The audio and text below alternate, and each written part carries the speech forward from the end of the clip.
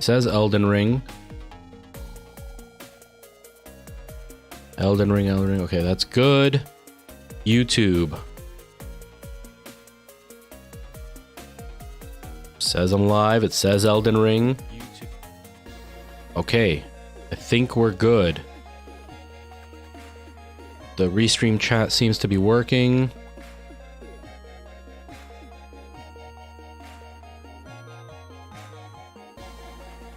Okay, and save the changes. I updated the thumbnail. Tickfinity, are you connected? Okay, Tickfinity is live, so hopefully the chat will actually show. I don't know. I'm gonna keep the TikTok chat showing.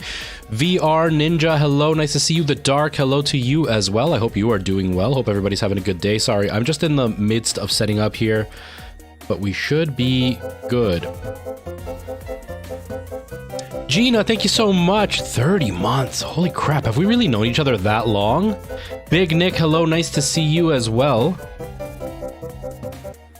Hello all. Thank you so much, Gina. I really appreciate it. Wow, it's been a long time. I can't believe how long that's been. I hope everybody's having a really good day. We're getting started. We're going to jump in right away. I just wanted to make sure everything was working, and it seems like we're working, and that's what matters. Sometimes getting started is a bit of a nightmare. I was able to get up on time today and set up properly. I'm actually on time today, which is rare because I'm never on time. I'm always late. So it's nice to actually be on time for once and not feel rushed doing it. I had time for breakfast and I set up and we're good. So I should have probably grabbed a drink, but that's okay. My day's been good, The Dark. My day's been really good. Just been hanging out and playing video games. No, I haven't done anything today. I got up, had breakfast, got ready, and that was about it. Yeah, it's been a good day so far. Knock on wood, see if it stays that way.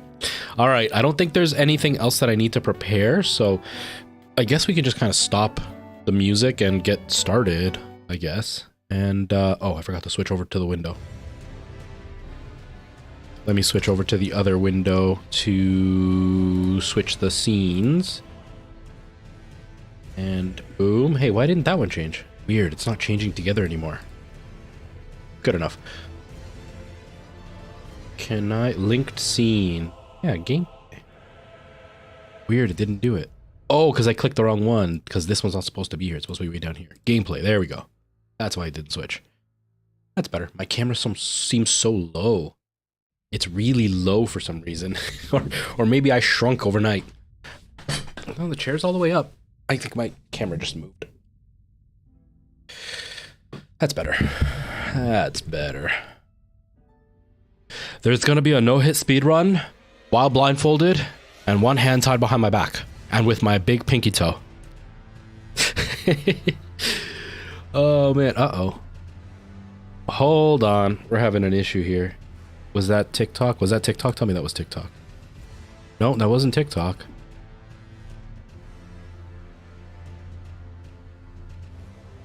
Okay. I don't know. I saw a message come up on my my gameplay screen, but it wasn't there in my chat box, but it seems that it's okay. Hello Nikki, nice to see you. Welcome. Does Canada have phaser candy? I don't think so. We might have the candy and it might be named something different, which is fairly common. There's a lot of times that that we have similar candies and we call them something different.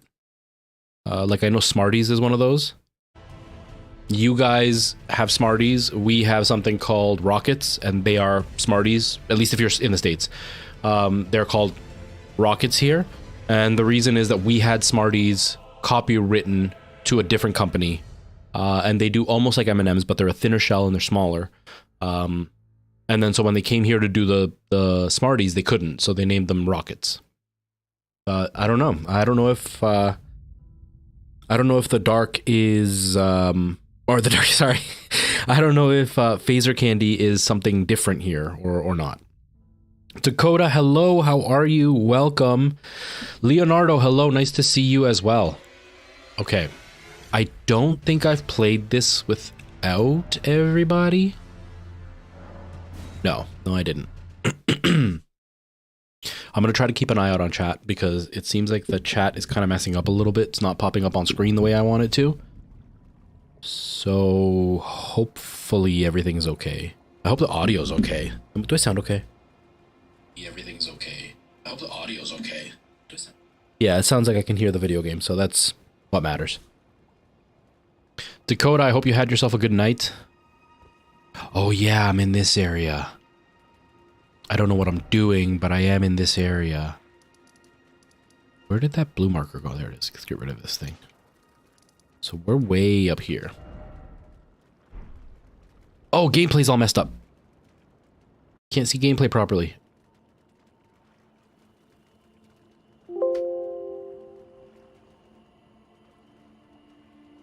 Is it? No, it's still messed up. Hold on. Hold on. I'm a professional, I swear. I swear I'm a professional.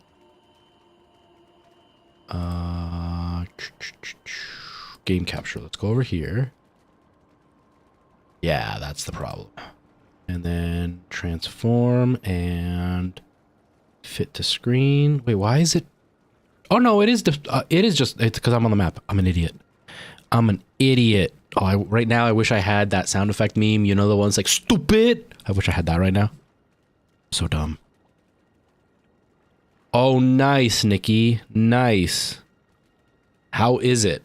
I always get so excited when I have new toys to play with. I love having new toys to play with. The latest new thing that I bought was something that wasn't very exciting to play with at all. I use a portable monitor as my I wouldn't use good to describe it. Oh no, that's not good. Obviously. Anyways, the latest thing is I use a portable monitor for my streams, and I had it horizontally, like widescreen setup, and I just rotated it. But the problem is that it connects through a micro or a mini USB, and the only way that I could hook up, or HDMI, it came with a cable like that, but it was way too short for me to have it vertically. So I had it horizontally to keep the connectors a little bit closer to the PC. So I had an adapter, and I used that to connect to my portable monitor, but the adapter stuck out. It's this, quite a bit. And so when you stick that out, plus the cable sticking out, it turned into like, I don't know, 3 inches, 4 inches long. So I had this giant cable just kind of sticking out, and it was weighing down on the screen. And so it would unplug randomly. So my latest toy is I bought an adapter that has like a 90-degree angle on it. So now the cable goes backwards and not in the way of everything. That's the latest toy that I bought. That's how exciting my life is right now when it comes to electronic toys. Okay. All right. I gotta keep an eye out on chat because TikTok, Tickfinity doesn't always like pulling up my chat. I'm gonna see if it keeps up. If it keeps up, then we're good. If it doesn't, then I'm going to have to try to figure something out to fix it. No worries, Gina. Take your time. Do what you need to do. I will not hold you responsible. But that's awesome, Nikki. That's so awesome. Oh, I forgot to put my pressure gloves on. My hands are hurting. That is exactly why I'm going to be terrible at this game, because my hands are hurting from not wearing gloves. It has nothing to do with my skills. Alright, well, let's go this way, since it seems like I haven't been this way.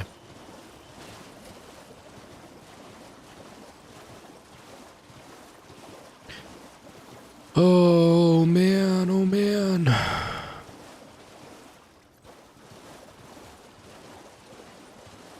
I know I'm going to get ambushed. I know I am.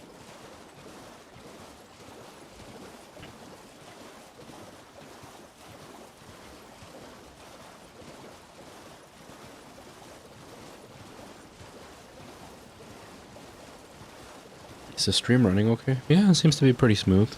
TikTok, for some reason, limits it to 30 frames, it seems. I don't know how YouTube's doing. Should probably check just to see that it's looking okay on the website, because on my PC it seems fine, but that doesn't necessarily mean it's actually going out fine. These big diamonds make me think of the dragon from Dark Souls 1. Yeah, Nikki, that's awesome. Now, when you eventually start live streaming, what is your plan? Are you thinking you're going to like get a capture card and stream that way, or are you thinking you're just going to like do PC games or emulators or something? Okay. Just checking how it looks on my phone alongside on my TikTok and on Twitch. See how it looks.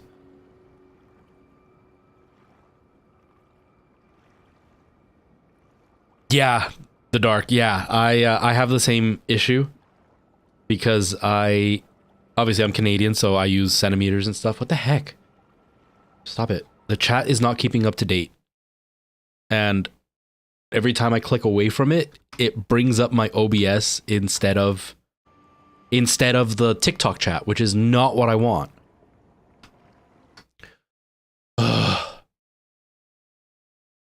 So then I can't see the TikTok chat because it keeps clicking away from it, which is not what I'm looking for.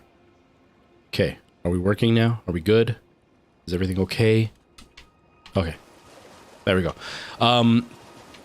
Yeah, I use centimeters too. The big thing for me is because I'm online and I have a substantial, oh crap, substantial American following, at least substantial enough that that I need to, I try using the more relevant term, I guess, because even though 90% of the world uses centimeters, a lot of Americans have zero idea of the size of a centimeter or a kilometer. And so if I use it, they won't get it. But if I use inch, most people that are on the metric system can kind of understand what I'm saying. Just because the States is so prevalent in everybody's world.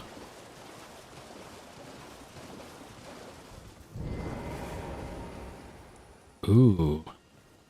Oh, that probably tastes delicious. Oh, you already have a capture card. Nice. Awesome, Nikki. And Gina, welcome back. I think I don't know if I said that to you, but welcome back anyway. But yes, that's awesome, Nikki. Good luck figuring out OBS. It can be so complicated. Try not to do too much, because if you go too crazy, it gets stressful. Super Lit Mario. How are you doing, man? How are things going? How's life? I hope you're doing well. I think you might be like the only person watching on YouTube. YouTube doesn't like me very much. Actually, I'm just not very active on YouTube, so I don't have a lot of following over there. But how have you been? I hope you're doing well. Hope life is treating you well. I almost never see your stuff on TikTok. It's so frustrating when TikTok decides to just like not show you people. And then it like floods your feed with just them. Right now I'm going through that with one of my friends. Somebody that I followed a long time ago, and then I hadn't seen them. Like they'd comment on my stuff, and if I went to my following page, I would see them. But on the For You page, I hadn't seen them in forever. Now, like every fourth video is his. It's, the algorithm is so impossible to figure out.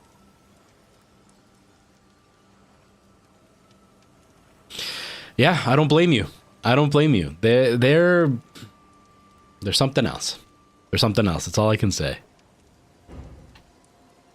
It's frustrating because they're not clear about what they're doing, and they're not equal about it. So, I mean, if they ban people for adult humor, then ban everybody for adult content. But I don't even know. I don't even know. But yeah, no, I post on YouTube occasionally. That's where I started. That was my launch. Like, that's where I did all my content originally. Then I moved over to Twitch. The only reason I left YouTube is because I had stopped streaming, and then I came back, and I didn't have any kind of constant following. And so since I didn't have a constant following, I was like, well, I might as well try Twitch and just see how it goes. More of a, if I'm gonna do the work, let me see how it goes on Twitch, see if it's any different than what it was on YouTube.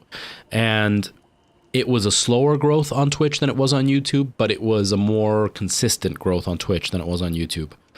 And then I stuck with them for a while, and now I'm kind of just free floating. I'm triple streaming right now. I'm on Twitch, YouTube, and TikTok all at once, and YouTube has seemed to not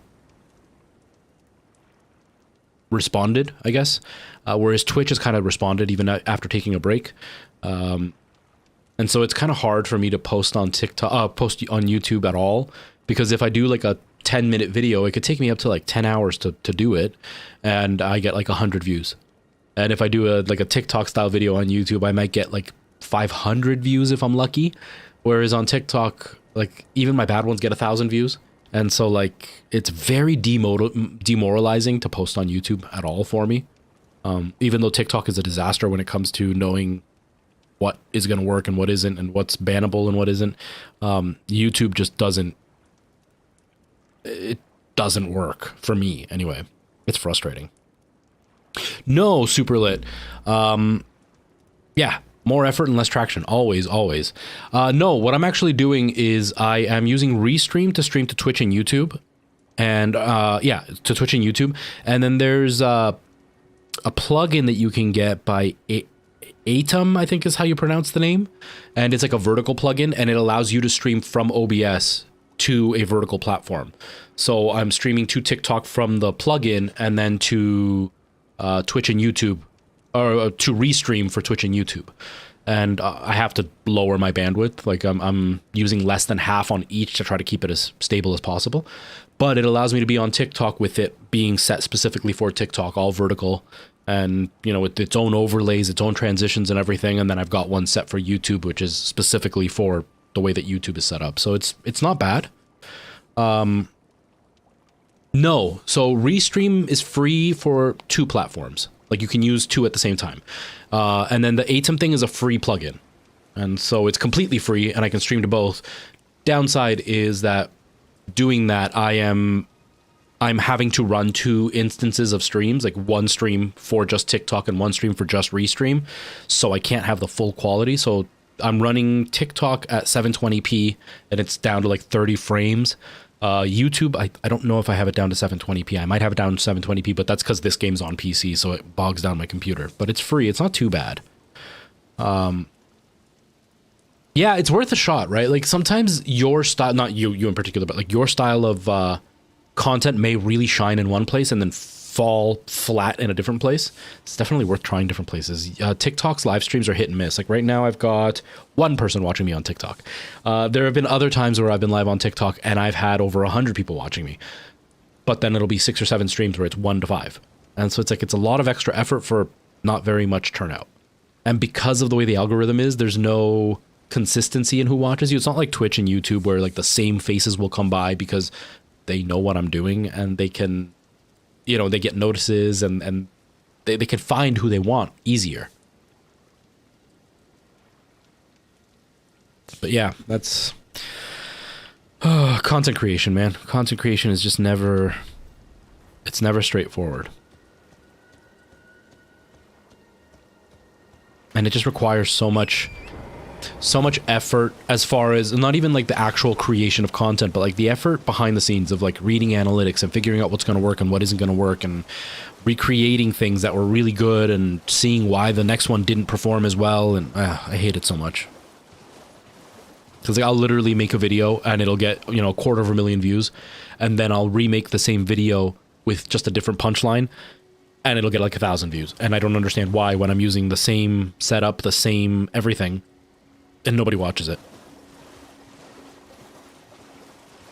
Or I'll make a video and it'll have no interactions and it'll blow up, and then I'll make another video and it'll have crazy interactions and nothing.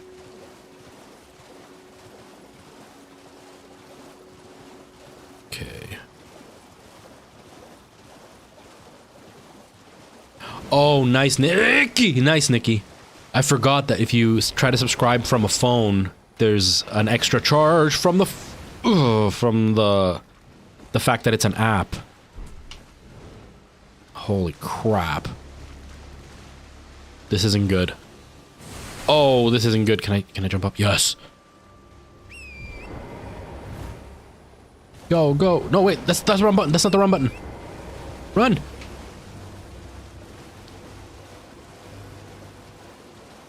Whenever you see a dude carrying a big, like, curved club, it's usually a really bad sign.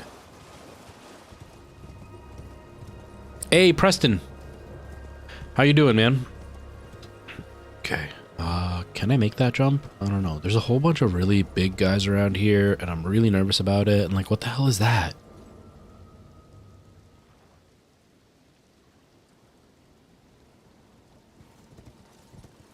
See, these are the moments that I wish I still had my memes active on here. Because, like, at this moment, staring at that thing, I want that sound effect that's, like, on TikTok. What is that? What is that? I wish I could click that sound right now. I'm doing okay, man. I'm doing okay. I went live last night. Not unexpectedly, but, like, unannounced. I'm getting the new hair put on tomorrow. And so I'm not going to have the energy to be live on Thursday. It is tomorrow, right? 21st. Oh no, I'm getting it put on Thursday. Yeah, no, so okay. I know what my thought is. I'm like, why am I thinking that I'm getting it on tomorrow and it's not tomorrow? No, I'm putting on the new system tomorrow. I'm getting it cut on Thursday. That's what I'm getting at. And because that's happening on Thursday, I'm going to be in Toronto all day. And so by the time I get back, I'm probably going to be way too tired to want to stream. And so I would rather just come home and just chill out before actually having to go back to work for the rest of the week. So I streamed last night. So that way, because I'm missing Thursday, at least I'm making up for it. And then I'm streaming today and then Friday. But yeah, tomorrow I'm putting on the new system. It's not cut, so it's going to look so bad. I'm going to have to do like those hairbands that they sell for like little girls at the dollar store. I'm gonna wear one of those to get the hair out of my face for the day. And then Thursday in the afternoon, I'm getting it cut, so it should be styled nicely, and then it'll be a lot better. But yeah, Hey, Jax, how's it going? Heck yeah. I live out in the Niagara region, so going out to the GTA is quite a hump for me. It's quite a distance. But it's worth it. It's worth it. Jadley, how you doing? Welcome. I hope you're doing well. I'm talking to Jax over there. Wrong camera. I meant to talk to you over here. Sorry. Yeah, it so is, Preston. It so is. And so I don't know Toronto well enough to know what like region of Toronto I'm in, but I do know that I have to take the DVP. And so like it's up there, and it's a cool, like, it's one of those like really hip style of, oh man, I sound like such an old man saying that, but it's one of those places that's like really trendy. One of those salons that's really trendy. Like the one, when I was there was just one guy cutting hair, plus the people in the back that were working with me. But the guy that was cutting hair was wearing like skinny jeans that were rolled up to like right before his calf, and he was wearing like the taller leather boots, and then he had a toque on, but it was like on tight and rolled up, so it was like almost like fisherman style. And then he had the beard, and his plain black t-shirt tucked in. He was wearing all black t-shirt tucked in with like a big thick leather belt, and his t-shirt had its sleeves rolled up, and he was cutting this older woman's hair. And so he must have been in his maybe mid to late 30s, and she was like in her at the earliest late 60s, but probably more in her 70s, like full gray hair. And she's sitting in the chair, and they're talking about how she's going to get spikes in her hair and she's going to dye it bright pink. Super trendy place, like one of these like really, really trendy places. Oh, it so is, Preston. It so is, especially because my appointment's at 1. And so I probably won't be done till closer to 2. And so I'm going to be heading back right as rush hour is about to hit. So I'm really hoping I'm going to miss it. I'm really hoping I'm going to miss it, but around 3 o'clock is where you're out of luck. So I'm not looking forward to that. Oh. Ryan, are you in St. Catharines? Is that what you're saying? Okay, I don't know if I can make this jump. This jump seems kind of far. I tried it once and it didn't work. Nice, I'm in the falls.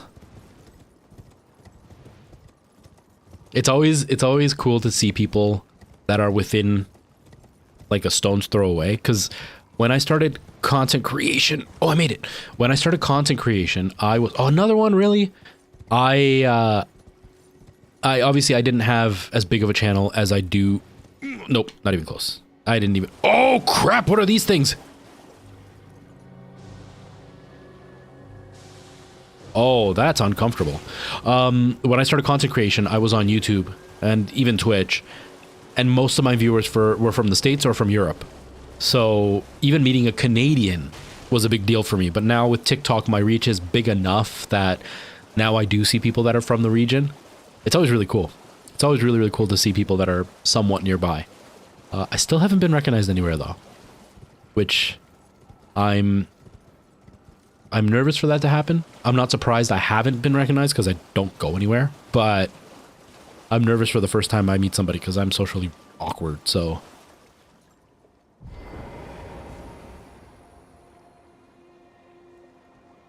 Yeah, Preston. Actually, Dakota and I were talking about Toronto specifically and how, like, depending on your reason for going and and what you do while you're there, Toronto for some people is like the greatest place on the planet, and for some people it is like the worst place. Dakota didn't like it the one time he went. I like Toronto, but yeah, same thing. Not being able to find anywhere to park that's accessible or cheap, and not having the ability to like afford stuff makes Toronto really a tough sell. And for me, I like Toronto, but I don't really ever have a reason to go, so I just never go. I didn't know that you could double jump. What? No way, Dakota. I've been streaming this game for how many weeks? And I just found out you could double jump.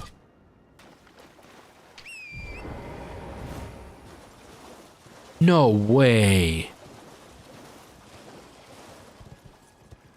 Oh, nice, Nikki. Where in Canada are you planning to go?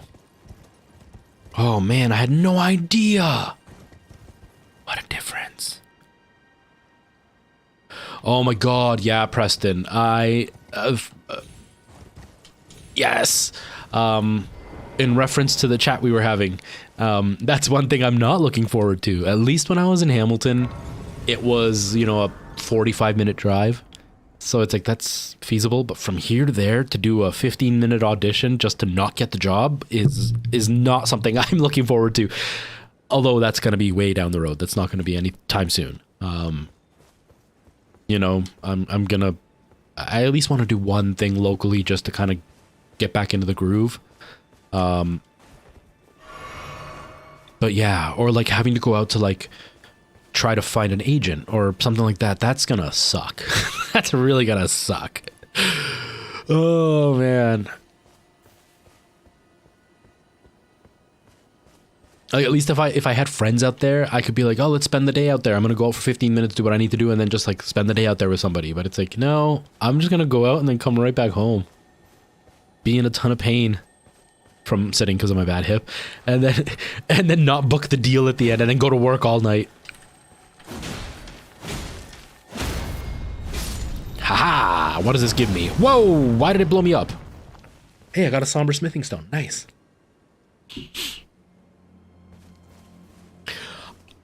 I hope so, Preston. I really do. Hello, S. Nice to see you. Welcome. What? Wait, hold on. Hold on! Whoa! Holy crap! Who are you? Ah! Oh god! What do I do? What do I do here? Oh, I can't call him. Oh god! Oh god!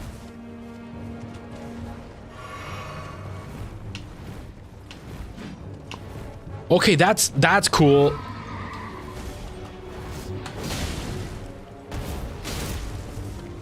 Just the fact that that's actually even a thing. Like, I didn't enter a boss area. That's awesome. I mean, it's not gonna be so awesome when I'm dead, but still. Holy crap. Yeah, anyways, before I got rudely interrupted here, yeah, I think the fact that I have hair is a benefit when it comes to being able to look like different people. It also helps age-wise, you know? Oh god, I'm gonna die. Oh god, I'm gonna die. Move out of the way.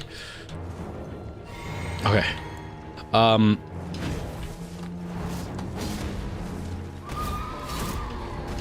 But yeah, having different looks, looking younger, that's gonna be more sellable, and just like overall looking more, not that it like, crap, not that it makes me more handsome, but like just being more attractive is a bonus. So I'm hoping it'll make a difference. I mean, I had hair when I first auditioned and stuff for agents, and friggin' Bruce never liked me, so that's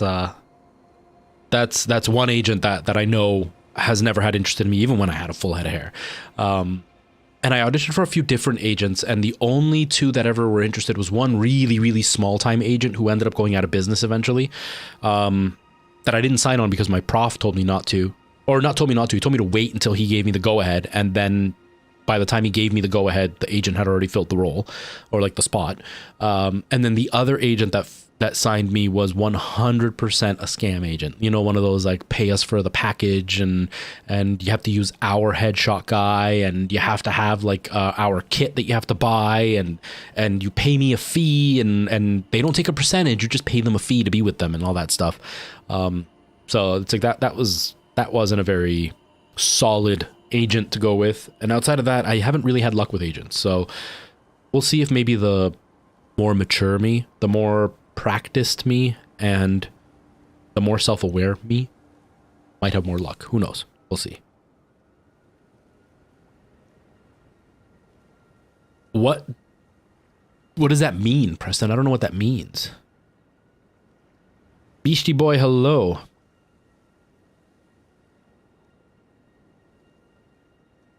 The item called Baldachin Blessing, and use that to remove the debuff. What? Hold on, is my health low? Oh, it is.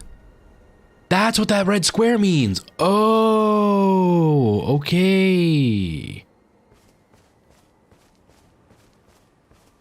Okay, yeah, Preston, yeah. And that's kind of what I've been thinking, you know, if and when I go back. I didn't even think about the getting lost in the shuffle. I thought more of the, you know, the smaller agent who may not be going out for the big roles or the big shows. Maybe just the smaller things. So that way, at least I'm not competing with people like you who, you know, are much more skilled and much more talented than I am. And just going out for like more accessible things for me. Do you know what I mean? Maybe down the road as I get better, as I get older, then maybe aim for something bigger. But that's more what I was looking at when I was talking about smaller agents. But yeah, you're right. Getting lost in the shuffle is definitely a big thing. Especially if I'm not going to be booking stuff as often as other guys that are my age who have never stopped. Then of course the agent's not going to be as interested in pushing me if I'm not as good of a return as those other guys are. Okay, we went. Hello, nice to see you. I'm doing okay. I'm doing okay. Hello, Dakota. Welcome back. I give you too much credit, but thanks. No way, man. You're good. You're good. I admire what you do, like skill-wise. Okay, look for a Baldachin Blessing. Okay, I don't think I have anything.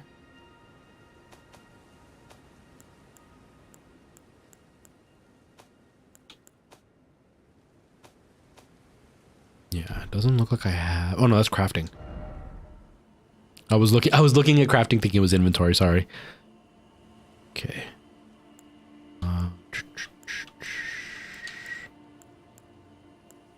I had, oh, there it is. I only have one.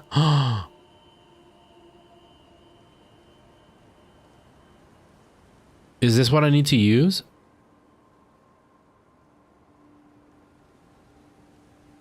This is going to remove the debuff that I have? Okay.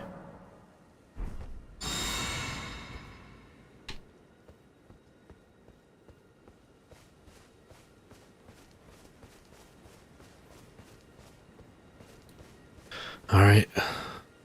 Let's do this again. We weren't doing too bad. Question is, how did we trigger this guy?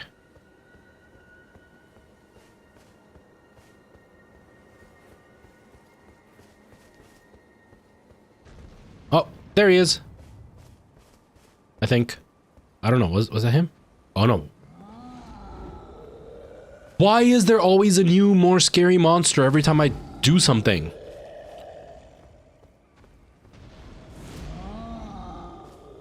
Oh, it's at nighttime. Oh. I'm still learning so much about this game. It's so frustrating because I just can't absorb it. Oh, man. But yeah, Preston, I've seen you on stage. I've seen the commitment that you make to the roles that you play. And it's not something that is... you can't scoff at that. That's what I'm trying to say. You can't scoff at that because there are a lot of people, not like full-blown professionals. I'm talking the ones who are, you know, in the process of trying to make it, that they almost like go into acting mode when they're doing a performance, and like you see the switch and it feels like acting. And even when you're playing a goofball character like Brittany, you are still in Beastie Boy, thank you so much for the subscription over on YouTube. I appreciate that. I think that was YouTube, right? You are still living in that moment, like you're genuinely believing what your character is trying to achieve, you know, instead of oh wait, what am I doing? Instead of trying to show us what your character is trying to achieve, your character just believes what they're trying to achieve. You know what I mean? DM, hello. How are you? This is the time that I normally go live on Tuesdays and Fridays. I sometimes fall behind, and I might start at this exact time, but usually around 12:30 is when I go live on Tuesdays and Fridays. Yeah. Although you're in Europe, right? So it would be, yeah, Tuesdays and Fridays. Yeah, Thursday is the only one that would be Friday morning for you.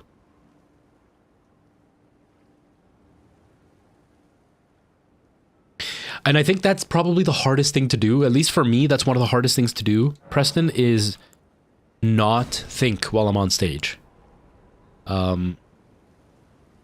Which now makes sense with what I've been learning about myself. It now makes sense why I have always struggled to kind of turn my brain off while I'm on stage. Because I don't fully grasp how people act. I have to, like act as in live and exist. And so, oh, there he is. Why didn't I see him originally? Maybe he just spawned because it had just turned night when I walked by? I don't know. Anyway. And so I'm constantly trying to fight myself and shut my brain off while I'm on stage. But yeah, as soon as you start thinking, you get in your own way and you start to kind of force, what you think people should be doing when they're thinking a certain thing. Holy crap, that wasn't even close. Yeah, so it was in the morning for you even, and now in the evening I'm live, so you got 2 streams in one day.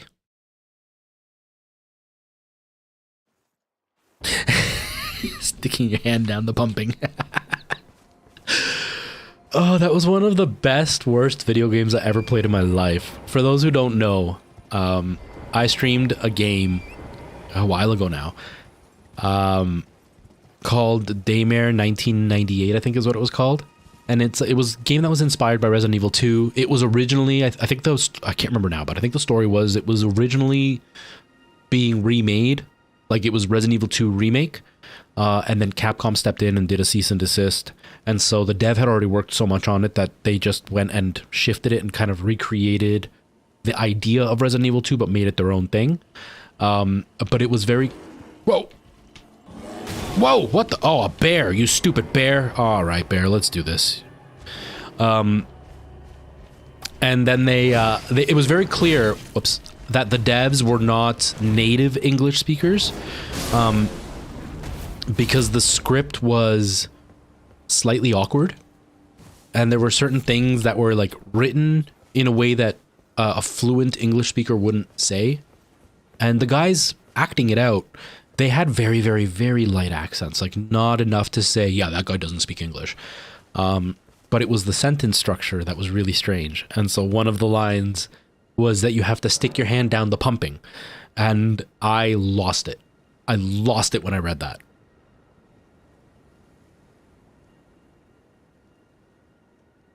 It was so funny. That game was hilarious. That game was... Should I try that boss again? I feel like I'm underpowered for that boss. Sure, we win. Go for it. Go ahead and DM me. Nick, I have beaten the 2 guys in the castle. And the guy that gave me this sword. I don't know the names. I'm sorry. Oh, man.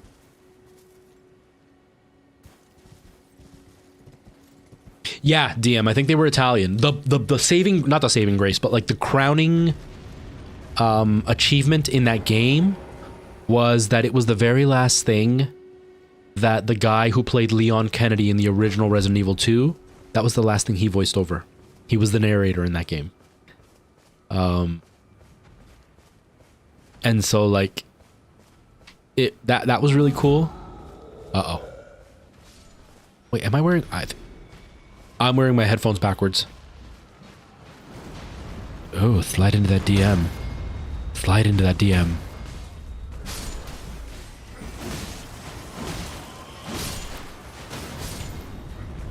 Ouch, I thought I was far away.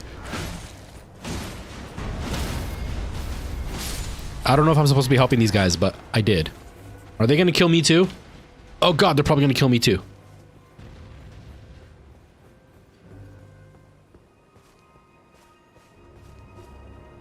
No way. Are they really coming up with a second one? No way. That's hilarious. I am so gonna play it. I loved the first one, even if it was bad. The only thing that I actually didn't like about the game was just like the way the controller mechanics worked. It was a little bit too complicated. Like they went a little bit too realistic, which then took away the fun because you had to constantly be thinking while you were there. Like if it was a VR game, the realism makes sense. But in a game that's flat screen with a controller, it was really awkward. But the game was awesome. Oh man, that's so cool. That's so cool. I have to keep an eye on it. All right, Nikki. You enjoy making your dinner.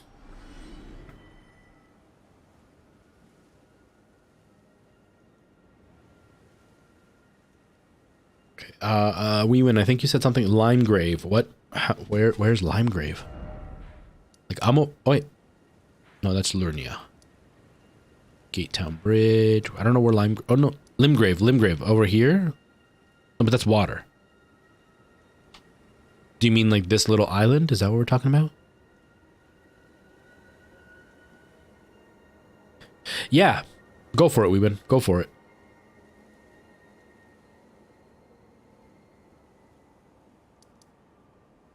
Oh, and here you mean like the... No, wait. I don't know.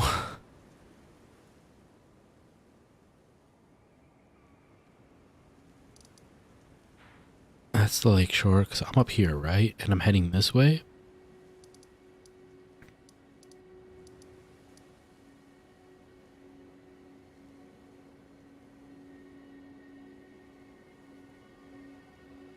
Oh, like the regular gate that I was always at. This thing over here.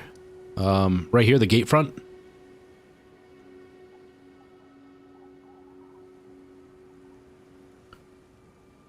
Okay, and then how do I get to like Limgrave? This way?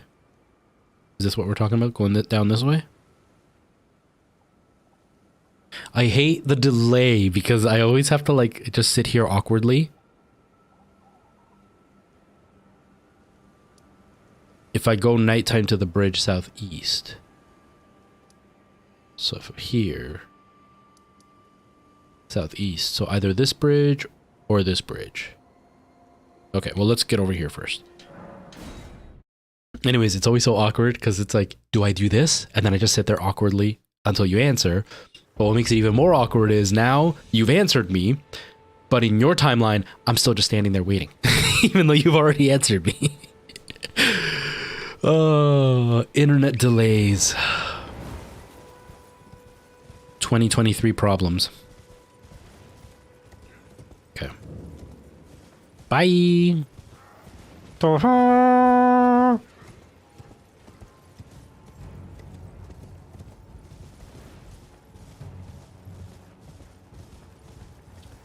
Yes, Dakota. At least that's my understanding.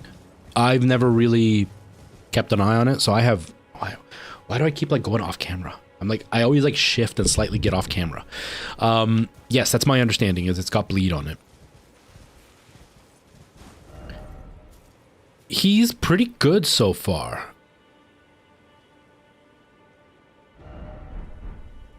Okay, so, all right. Maybe I should actually make it nighttime. That might make sense. Yeah, that's the nearest one. Yeah, I'm liking him so far. I haven't really spent the time making it a specific build. I'm kind of just leveling up whatever. I've been making it kind of balanced with like dexterity, endurance, strength, and health. But I should probably start concentrating on one over the other, as far as dexterity and strength is concerned.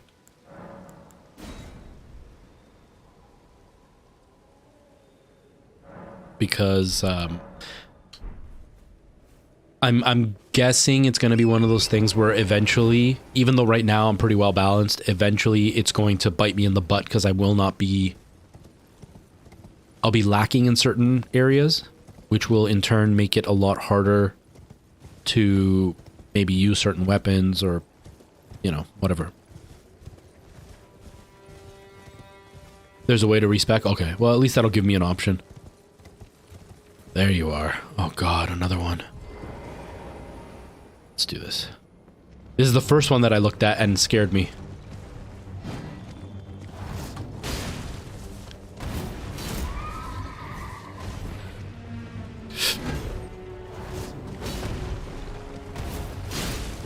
Ouch.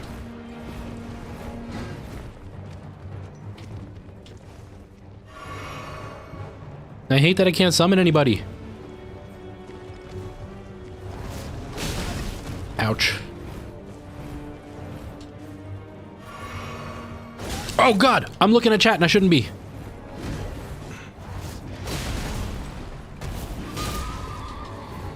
Oh god.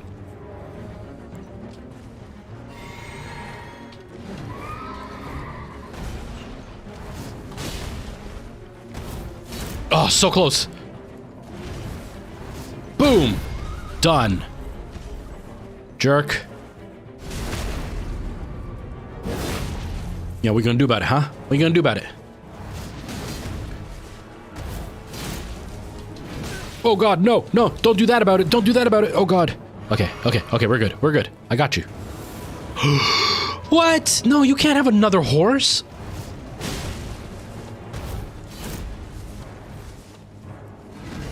Only one horse per round, dude. I can't summon anybody, you can't have a horse. Ugh. It would really help if I had FP or whatever it's called.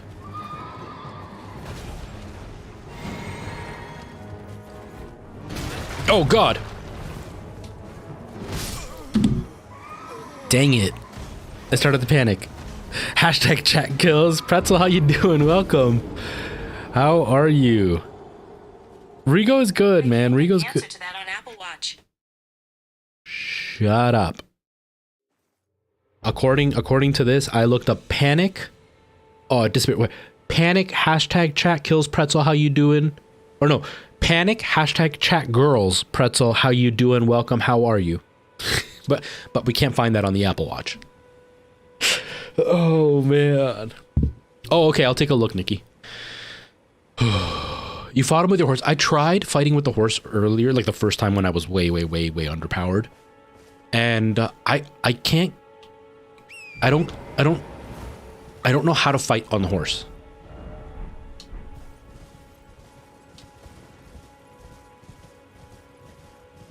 Oh, I didn't take my meds. Oh well, I'll just be an hour late, that's fine. Oh wait, button mashing.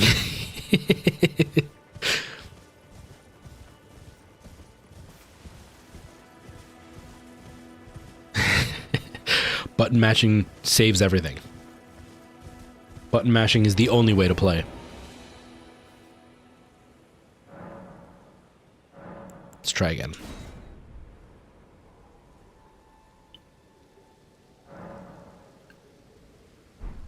There's something up with my screen that's acting really weird. The bottom corners are cut off. But it's fine over on OBS from what I can see. So it looks like I have a setting wrong on my television or my monitor.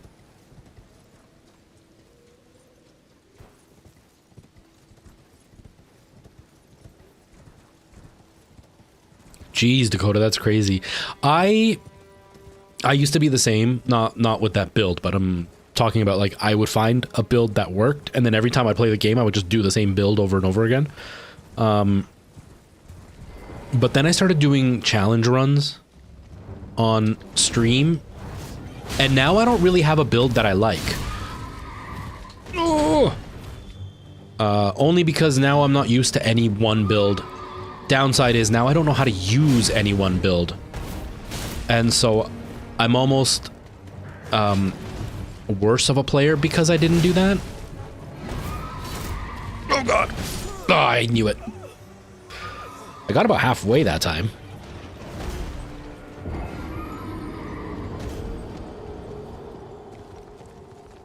Oh, Pretzel, yeah, I'm live on Twitch, on YouTube, and TikTok all at once. No, you didn't, Pretzel. But yeah, I'm live on all three, Pretzel. And no, it's not cut off for you guys, it's cut off for me. I'm saying that one of the settings on my monitor has made it cut off. Like when I pull up the... Aw, crap. It brought me back, but during the day. You know what I want to try? I'll try this. Is this where I started? Yeah. Anyways, it just cut off on mine. I think I changed one of the settings for like widescreen and all that, and it's made it so the monitor is stretching out the image more than it should be, like overscanning almost. All right, where's that golden guy? There's the golden guy.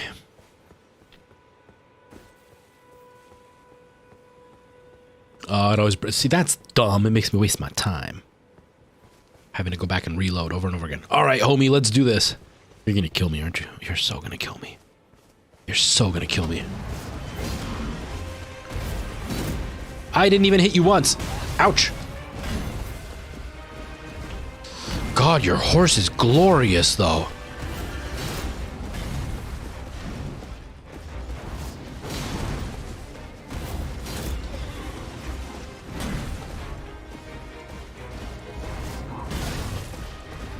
Nope. That's okay. That's okay. But anyways, what I was saying, Dakota, is when I started doing the challenge runs, I stopped using specific builds, and it really, really changed the way that I play games for the worse. Because even when I do builds, it's usually when I'm doing something like a one stat run. So then I end up, you know, leveling up all my dexterity, but I'm so limited that I don't learn to use any other weapons except for the only ones that I'm able to carry, which are pretty much the starting weapons. Yeah, it probably was. If I'm no, I think I had lost them already from the last stream, so any few that I had wasn't very much. Whoa, he is way more aggressive than the other dude were.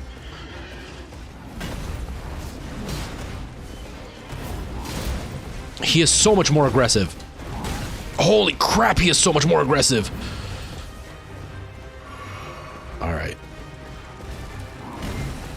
Oh, I can summon these guys. Help me. Help me. Ow. Squid boy, help me. Squid girl, I don't know. Just help me. No, not squid. What are they called? What are these things called? Friggin... why am I stuck on starfish? Jellyfish! Jellyfish, help me! I'm dead. I'm so dead.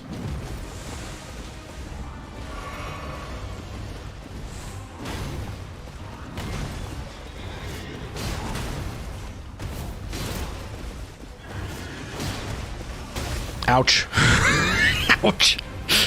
We got a few hits in, though.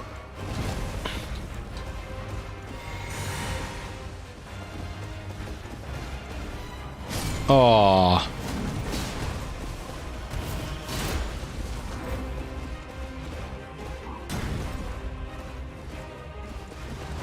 That move looks like how I look when I'm sitting on the couch and I drop the controller and I'm trying to pick it up and I don't want to get up. So I reach really far. Oh, this is so rough. Holy crap. This is way worse than the other guy. Just because he attacks way more often and way more aggressively. Like, that's not fair.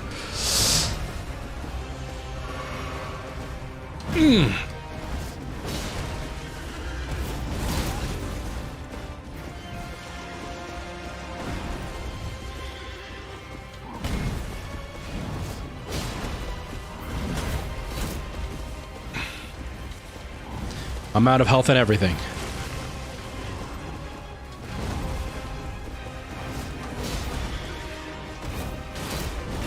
Oh, we got close that time. We got close that time. I'm so bad at fighting on the horse, though. I don't understand how to fight the horse. You can see an image of that. Come on, controller. Oh, man.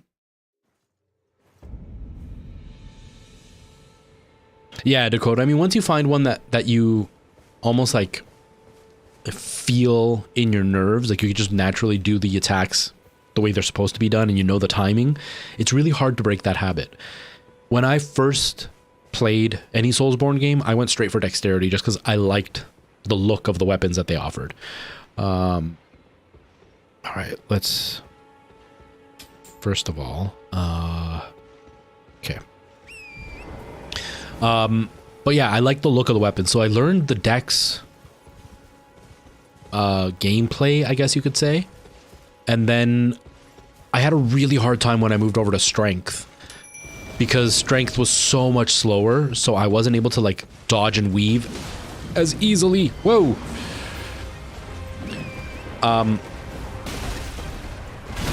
Holy crap. Well, that really didn't work. That really didn't work. One hit was all I got.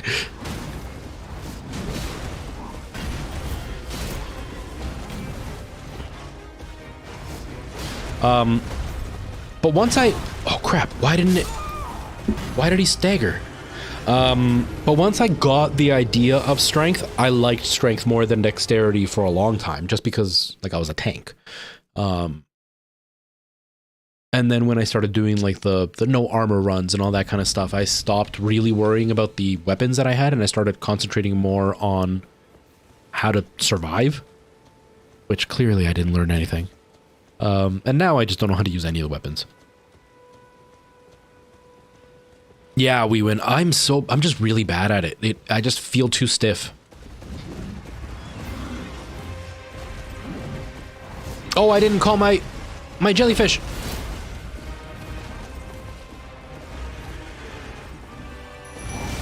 It's okay. It was a risk I was willing to take.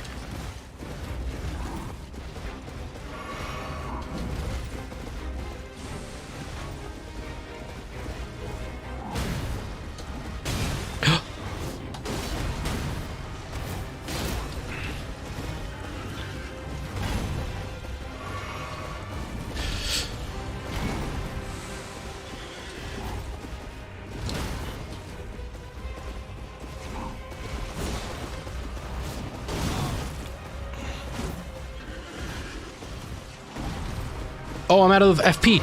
That explains it.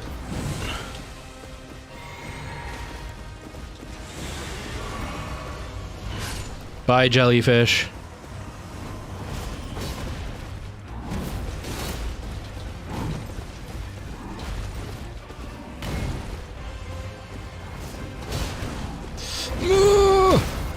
Oh, I don't know where to attack him.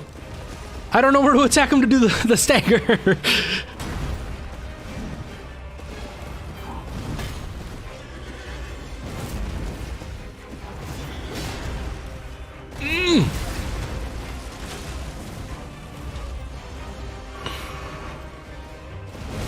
Oh, come on, I dodged, I swear.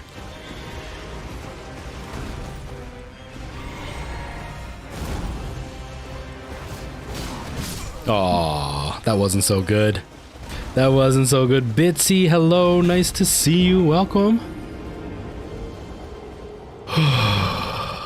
bleed in this game pretty much carries. I don't even know how to like trigger bleed with this weapon. It happens at like the most unexpected time for me because I haven't figured out how bleed works with this weapon in particular. And Bitsy, this game is, did I say Blitzy? I think I say that every single time. I'm enjoying the game. I'm getting my butt handed to me right now. Like really badly. I might have to go back and fight the nighttime guys. I'm just impatient to have to turn it into nighttime every time I die. Whereas this guy could just run right to the fight and forget to get the stupid jellyfish every time. Ouch. Yeah, that probably get the jellyfish first. Yeah, but I just mean like, I don't know how many hits it takes, or like if doing the heavy attack versus the light attack has any effect on how quickly it does it, and like those kind of things.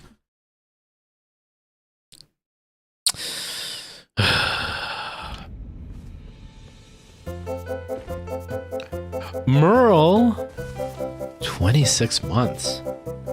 People are gonna start to talk, Merle.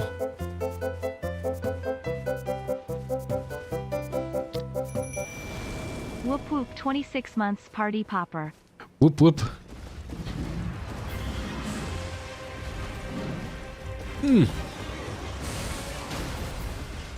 Come back.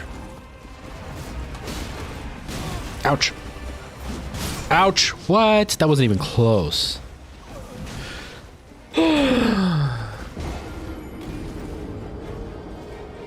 Nice, Pretzel.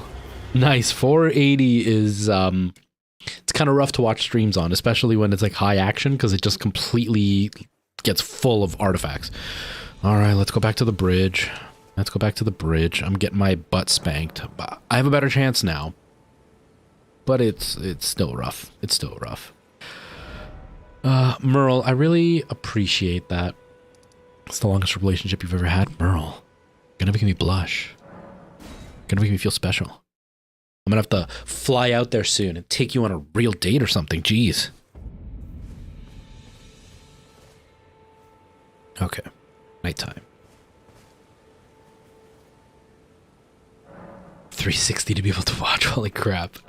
When my grandfather passed away, I had to move into my grandmother's house, and she had really, really slow internet.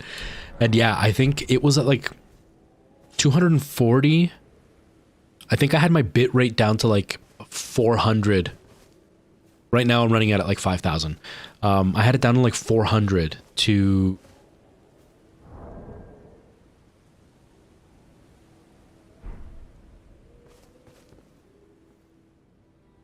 RC, I did get the mount, and then I died immediately.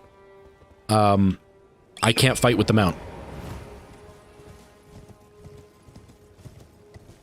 Yeah, mobs almost always attack when you're healing. They take that moment to come after you. It's kind of frustrating. But yeah, my internet was really bad. I had it like 400 megabit as my bit rate. It was so bad. And at the time I used to do a lot of Mario Kart. It just turned into a big, bright mess. It was so bad. Okay, let's do this. Except I can't summon anybody here, which kind of makes it a bit harder since he only concentrates on me, but he's way less aggressive, so...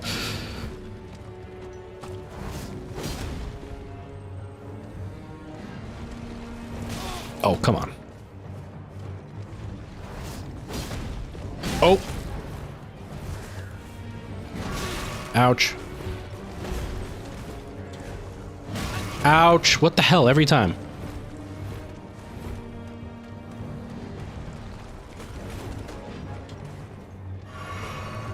Okay, let's try this again.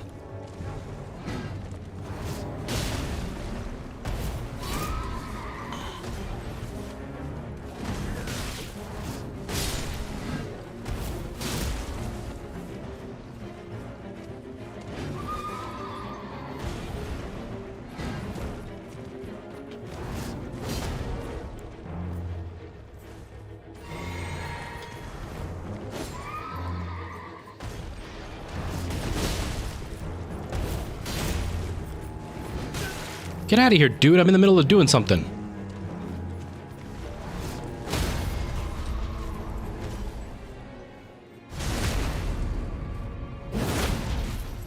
Here we go.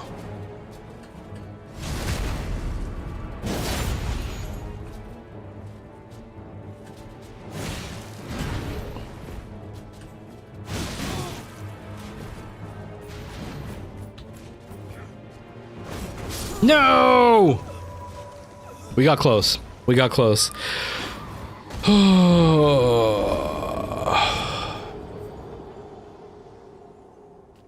Thank you, Merle. I spent a lot of time like trying to figure out what I liked, what I didn't like, how I wanted it.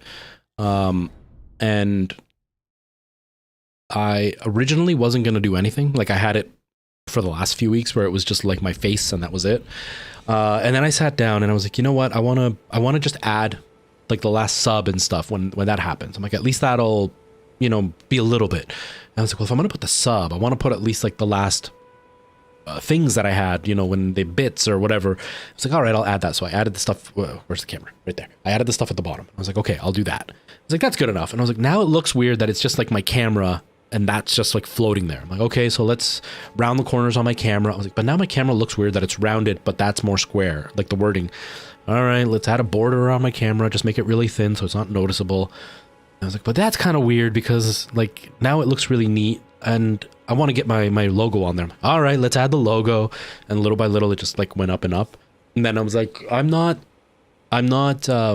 getting full quality out of my webcam because it's a pain in the butt.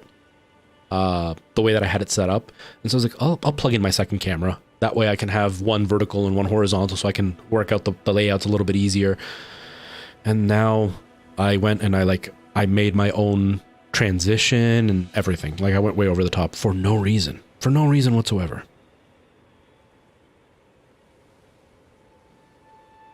Next time I got this. You saw the TikTok? Yeah. I get distracted. Oh, man. Yeah, Pretzel, there's just a delay. There's a delay. By the time you message, it has to travel to me. But, like, I say something live, it takes about 5 seconds for you to see it. Then you respond, and it takes about 5 seconds for me to get that response back. Or, like, you respond, I see it almost immediately, but then when I respond to your response, it takes another 5 seconds. So that is like a 10-second delay. Despite there only being a 5-second delay in the stream, it's a 10-second before you see what I see. So if I go, hi, 5 seconds, then you go, hi. I see it immediately, it pops up on the screen, and then 5 seconds for you to see it pop on the screen. So now it's been 10 seconds, so that's what the delay is. That's like every stream out there. Just I'm multi-streaming, so the delay is a little bit longer than most streams.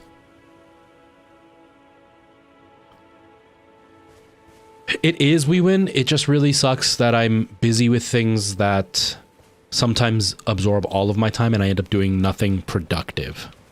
Oh crap again. Like the big thing with all the overlays and stuff is that I'm not making any money streaming at all. You know, obviously a couple of subs and stuff, but I'm not making money the way that I was before.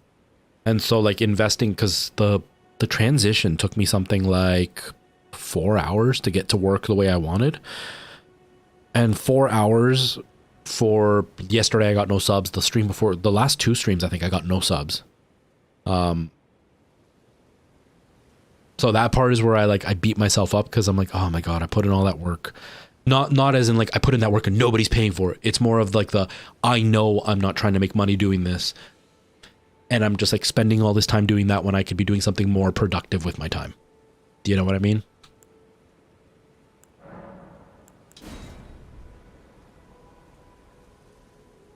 Yeah, I definitely do enjoy it. And I am proud of the way my stream looks for sure.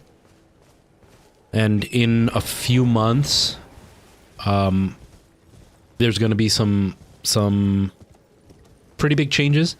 And, if things stay on the path that they're on right now, I'll be able to stream more often. I'll be able to dedicate more time to content. And then it'll absolutely be worth it that I put all the time in now so I can kind of start right away. But as of right now, it just kind of sucks, especially because I'm missing so many streams. Spenner Wilson. I'm sorry, I'm really bad with names, but thank you so much. I appreciate that. Welcome to our little corner of the internet. Oh, God. I'm not paying attention. I'm distracted. I'm distracted. He's gonna hit me. Oh, he didn't. Okay. Ugh. Stay in the middle of the bridge. Don't trigger those other guys to come after me.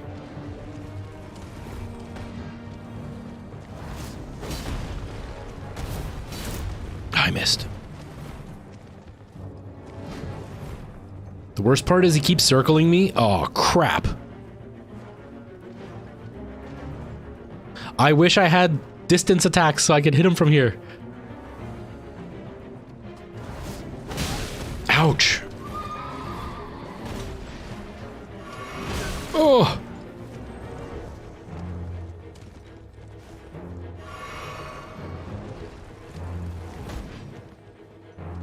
Sorry, not paying attention to the chat. I'm trying to concentrate. It's not a good fight today. It's not a good fight at all, but I'm gonna try my best anyway. Oh crap, the big guy's triggered.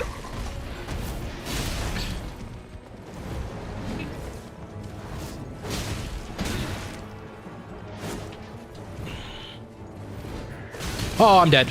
Oh, I'm so dead. Everybody's after me.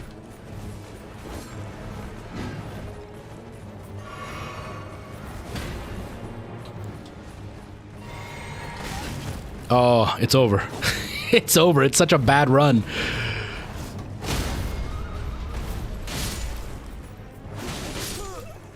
The little guy took me out. The little guy did. Oh, Patchy, hello. What is more difficult, Elden Rings or Dark Souls? See, in H2O, I find Dark Souls easier than Elden Ring. Mind you, I'm not... Like, this is my first time playing. This is my first time playing. I haven't gotten really well versed in how the enemies work. I haven't looked anything up.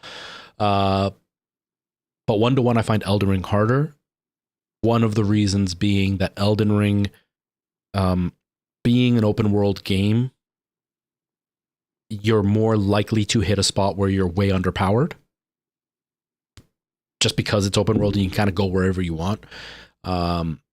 Elden Ring is also faster than Dark Souls is. I find Dark Souls to be a much slower paced game, so it's a little bit easier to have that dodge attack chess game going, or chess game going, versus this, which is just faster. Not as fast as Bloodborne, but still faster than Dark Souls, if that makes sense. All right, DM, have yourself a good day. Thank you for being here and hanging out with me. I know, Merle. I know. I was kind of hoping that he would do like a big attack and then just like, but no. No.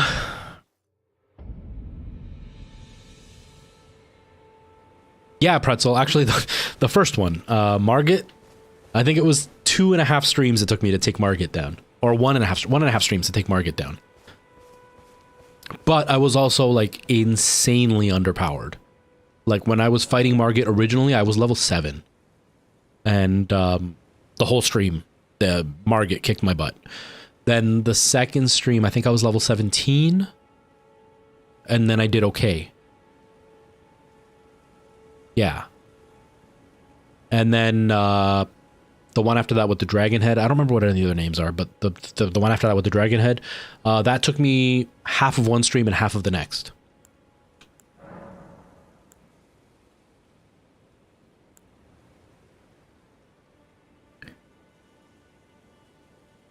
I have no idea, Preston. I've just been trying to fight the horse thing because I didn't know where to go. I ran into the first one in that lake area, and then I just kind of wandered around, and I almost... So I was, like, way over here, and I wandered around and somehow found this road and headed just all the way back. Which I didn't mean to, but that's what happened. But maybe I should explore up here. Yeah, because I think I'm still way too underpowered to explore over here. So maybe we'll explore over here? I don't know. I have no idea where I'm going. Yeah, Godric, that one. It took me half of one stream and half of the next. And same thing. I was level 17 when I got to Godric originally. And I was doing okay, but not... I would have to be like... You trying to start something? Yeah, hell yeah. No. Should I fight this guy? Am I supposed to fight this guy? Is that supposed to happen? Anyways, I was level 17 at Godric, and so it was like I would have had to be skilled as a player to actually stand a chance, and I didn't stand a chance. And so I went back and I leveled up to level 27. I went back and then beat him, and now last stream we wandered up to here, and that's pretty much all I've done. But Margit was the worst, just because my level was so low. Like, insanely low. Oh, I need to talk to another NPC, okay. Well, I'm not too concerned about it right now. Oh, is this the... I keep doing this. Yeah, Future, I think this game is awesome. I'm really bad at open world games in general. I'm not able to remember what I'm supposed to be doing on like a regular open world game. Like things like Fallout, I'll play and then I'll get distracted and then I don't remember what I was doing. Even if there's like a waypoint that I'm supposed to head to, I'm looking at the wrong camera. Even if there's a waypoint I'm supposed to head to, I get there and I don't remember why I'm there. And they'll talk to me and I don't remember what they're referencing. Or they'll, you know, I'll go to the waypoint and they'll be like, okay, now I need you to find these items for me. And it's just one of those scavenge, like there's no specific waypoint. It's just kind of wander around till you get enough of the materials they need and then head back. And I'll wander around and I don't remember what I'm looking for or why I'm looking for it. And so then I lose interest and I stop playing. And this game, I am struggling with that a lot. Like right now I'm at a point where I don't know what I'm doing and I'm finding it really hard to move forward because I don't know where I'm going. But that has to do more with just open world games aren't the type of games that work with me. Outside of that, I think the mechanics are phenomenal in this game. Fighting feels so good. Even when I'm getting my butt kicked, it feels so good. That's what I wanted, the map.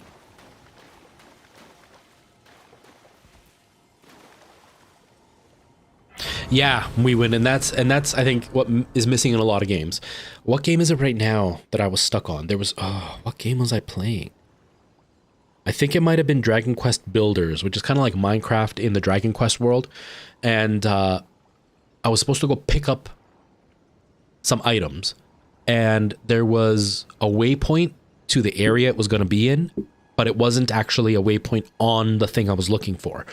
And when you would go back and talk to the person, their response would be, so, did you find it yet? But it's like, what am I looking for? And what am I supposed to do with it once I find it? Like, what am I doing? And it turns out it was supposed to be like a secret chest that was hidden somewhere. And the only reason I found it is because I got attacked by a big monster that blew up a section and then the item was showing. But I wandered around for like an hour. And I actually stopped playing for a few days because I didn't know what I was doing. And it was really frustrating. No, Pretzel, I'm not a Sonic fan. Never been a Sonic fan. Have zero interest in Sonic Frontiers. I actually think it looks really boring, even though I've heard really great things. I think it looks really boring, so I'm just not interested in it at all. I've never played Souls game before. I always get distracted by the maps. I forget the story completely. Yeah, Future, and that's the thing I struggle with. Regular Souls games they're like faux open world. You can technically wander a lot of places, but most of it is connected corridors. So like once you head in a direction, it'll eventually lead you to where you need to go and then back to where you started, whether it's through teleporting or just like it'll eventually tunnel back.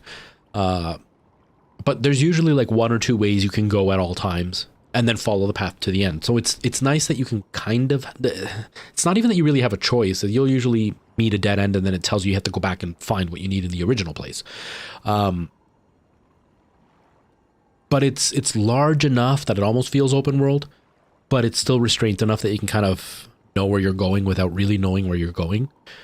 So I do like that about Dark Souls versus Elden Ring. Elden Ring is just so open that I don't know what to do. Like I think this might be like my 7th or 8th stream with this game. And I know at least 2 of them I spent wandering around that big open field where I don't know if you were here, I was fighting a big golden guy on a horse at the beginning. You know, the first steps or whatever. I wandered around that field for 2 whole streams. Like 2, 3-ish hour streams. Just wander around that field not knowing what to do. And so it was very overwhelming because everywhere I went, I was just getting killed, and I wasn't leveling up because I kept getting killed, and I didn't know if I was heading in the right direction. And so it was so open that I wasn't enjoying it. The only reason I got through it is, one, Weewin was here to kind of point the direction that I should go on, and two, I was doing it on stream, so it kind of kept me concentrated. Whereas, like, in all honesty, if I bought this game on my own to play it on my own and I wasn't a streamer, I would have never played it again after about the first hour. Only because I couldn't figure out what to do and I was completely lost. Despite it being pretty and the mechanics being really good, my brain doesn't work well with just exploring. I'm really not good at that. Yeah, Merle, that's exactly it. I don't have the concentration for it anymore either.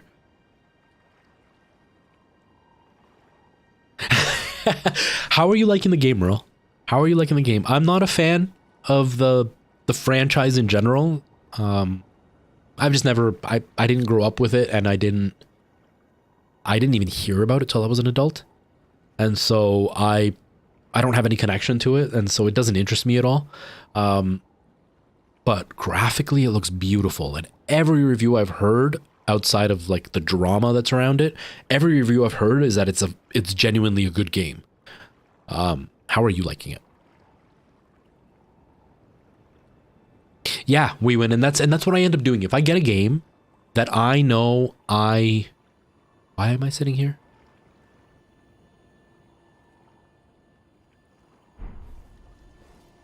Oh, because see, this is what happens. I forget what I'm doing. Anyways, if I get a game that I want to like and I want to move forward, but I'm stuck, I'll pull up a game playthrough or a walkthrough to like figure out what the next step is.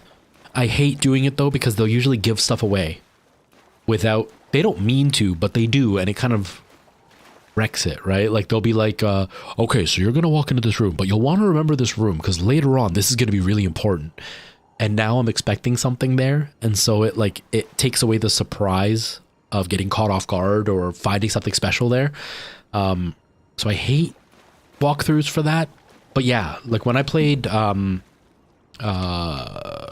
Green Hell, I've talked about this game so many times, but when I played Green Hell, that is one of the hardest, from everything I've read from survival games, that is one of the hardest survival games that's out there. And it's very, very technical.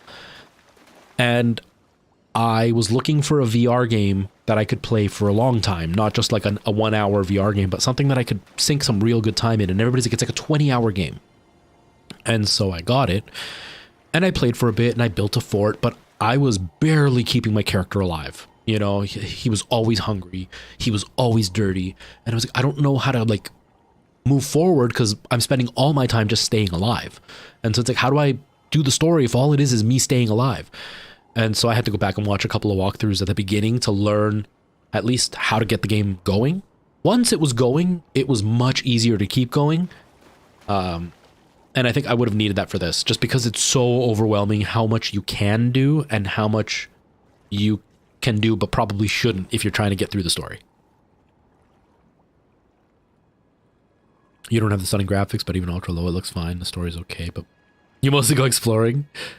That's awesome.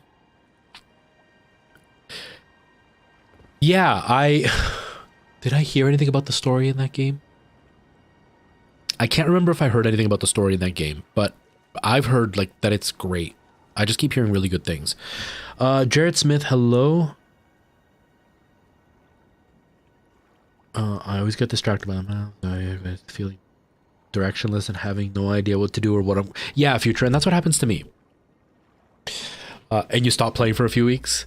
Oh my god, Ark was another one that I had a really hard time with. I bought that game, I played it for a while, and I liked it, and then I built a base, because Ark was the very first survival game I ever spent any time in, and I went in and I played by myself. I don't like the online thing, because you get so many people that like to just aggravate you online. Sorry, looking at the wrong camera. Aggravate you online, and just like they just want to piss you off. And so I played by myself.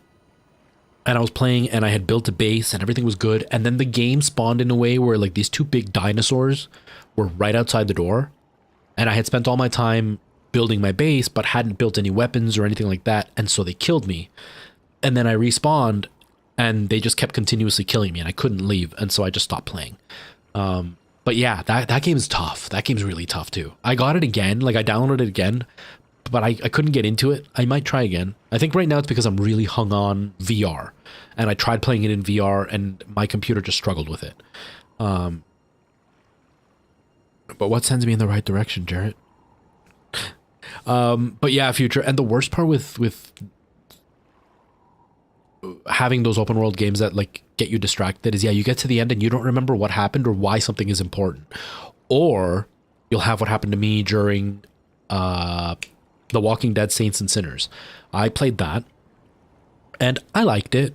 I didn't find it to be as hype as everybody else made it out to be. Like everybody was like, oh, it's a 9 out of 10. It's one of the greatest VR games ever.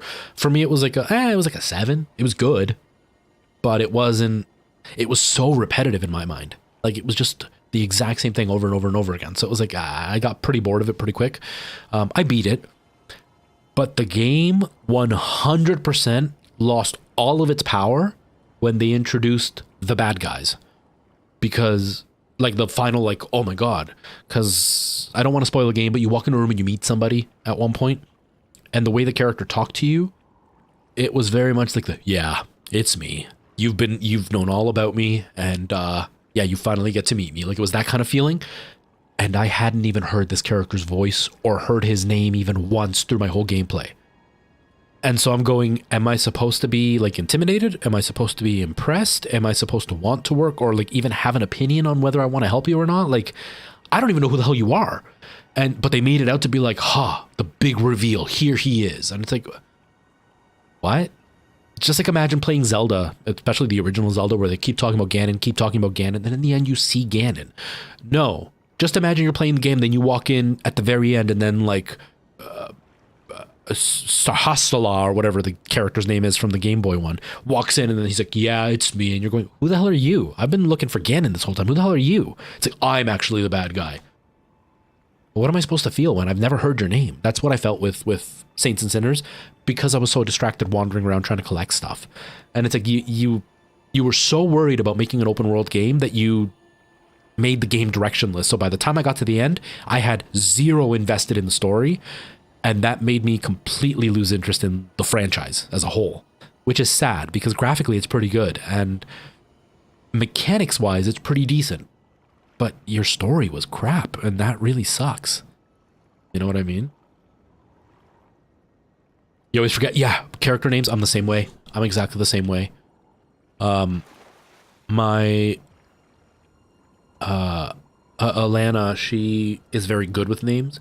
And it's frustrating for her and it's frustrating for me when she tries to talk to me about things because she'll use their names and I'll have zero clue what she's talking about. A big one for us has been Lord of the Rings. I watched Lord of the Rings when I was like 16. I don't remember Lord of the Rings. So recently I listened to all the audiobooks and then I listened to a couple of like audio shows. It wasn't the book, but it was like reenactments as if it was the movie, but all done in audio. And I listened to them and they were great. And now I know the story. And then she would start talking to me about like the history of it. And she'd be like, oh, and so did this. And I'm like, who the hell is that? I don't know who that character is. And then she's like, you don't know who that is? And I'm like, no, I have no idea who that character is. And then she would like tell me who they are. And I'm like, oh, I know what their importance is, but I don't know what the name is. Or we were watching Rings of Power and she'd be like, oh my God, that's that guy. And she's like, do you know who that is? I'm like, no. I'm like, I've heard the name. I don't know who it is. She goes, you don't know who that is? I'm like, no. She goes, you'll know. Then I went back and listened to the story and I finished the books and I was like, okay, so who was that character? She goes, oh, it's this guy. I'm like, oh, she goes, you didn't know that? I'm like, the names don't stick to me. I have no idea who the names are. Even now, I can't remember who the names are. Like I know Frodo and Bilbo. Like those are the names I know. And so it's the same with video games. I don't know character names. I don't know, what their importance is overall. So I end up knowing nothing. It really sucks. You don't understand the hype around God of War 2018. I played it and I thought it was good. I thought it was good. I like that it was reminiscent of the Dark Souls button layout. I do like that more games are starting to include the same kind of layout as Dark Souls. It feels easier to attack and dodge when you're not using your thumb for one thing all the time. I thought it was good. I never beat it, but that had to do more with I was streaming. I had changed my stream schedule. I did it on stream for a couple of streams. Nobody was coming around. And at the time, I was already under a lot of pressure. I'm playing Dead Space, and you click the mouse in, or the right joystick in to see the path, and I'm like clicking, trying to figure out where to go. And so like I felt a lot of pressure because I was dedicating a lot of time to streaming, and there was a lot of pressure from home, and streaming wasn't going as well as it should be. Like I was doing better than a lot of people do as a streamer, but I wasn't doing well enough to justify all the time and effort I was putting into it. Do you know what I mean? Like if I was making more money, then I wouldn't have felt so guilty. Or if I was putting in less effort, then I wouldn't have felt so guilty. But I was putting in a lot of effort and making decent money, but not great money. So I was feeling I was starting to burn out. And then I streamed it and nobody was watching. And I was just like, this is really not worth the effort and the stress that it's causing me for the outcome I'm getting out of it. So it soured my interest in the game, but it's not because of the game. That was more of the circumstances of which I played the game in. But I thought the game was pretty decent. I thought graphically it was really nice. I did enjoy the story. I don't remember the story from the other games, so I'm a little disconnected.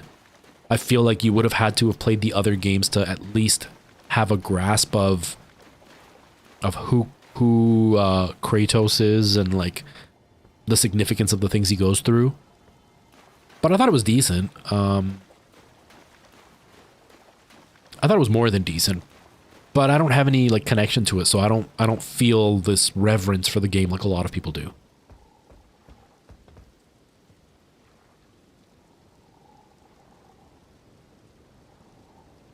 Exactly, Future. That's exactly it. Chris, thank you for the follow. I'm not even getting the alerts from that one website. That's dumb. Thank you for the follow, though. Yeah, it's exactly that. It was Sam all along. Who was Sam? Do you remember the first 15 minutes of the game? That one character that you accidentally pushed a button and you skipped the dialogue? Yeah, it was them. They were the bad guys. If you would have listened, you would have known how important Sam was. Like, okay. You probably should have included Sam a few more times.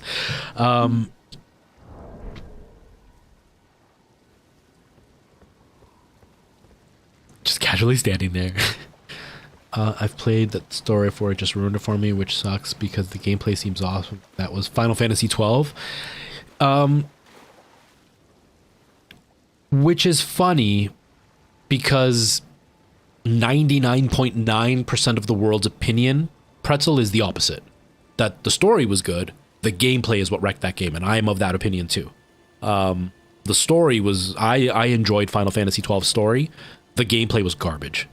It's literally a corridor runner, and it's not even like Dark Souls is somewhat of a corridor game where, like, you know, once you start heading in a certain direction, you can't really wander too far off the path because the path is fairly thin.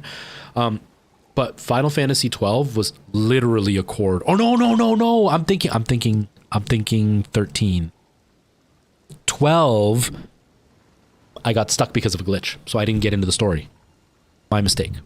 12, I got stuck. Everybody really likes 12. I got stuck, so I never got into the game. You're right.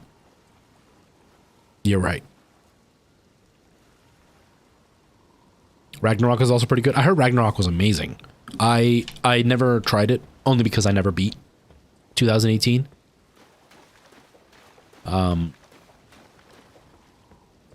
But it's gotten rave reviews. I don't know if it's better than 2018, but I know people really loved it. It looks really pretty. I want to try it.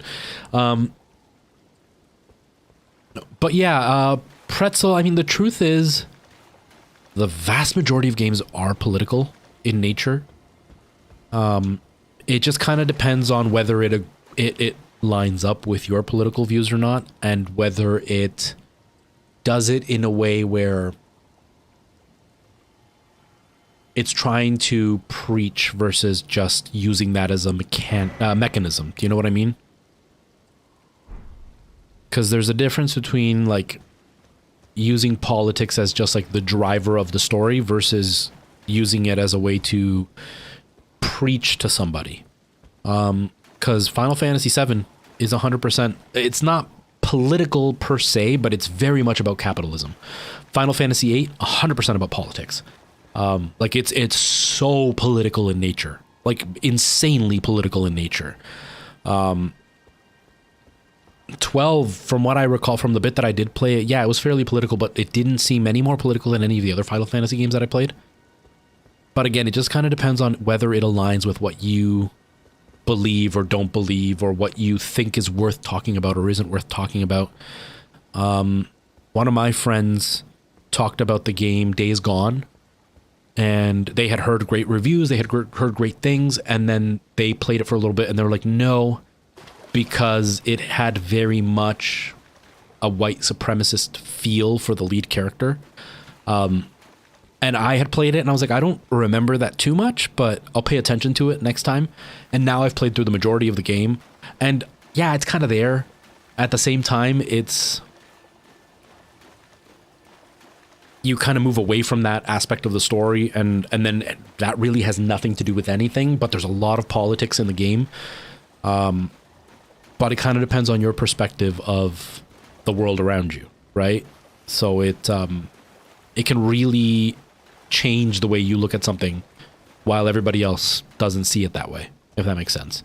But I didn't find 14 to be any more political than any of the other Final Fantasies I've played. Because like 8 was pretty damn political.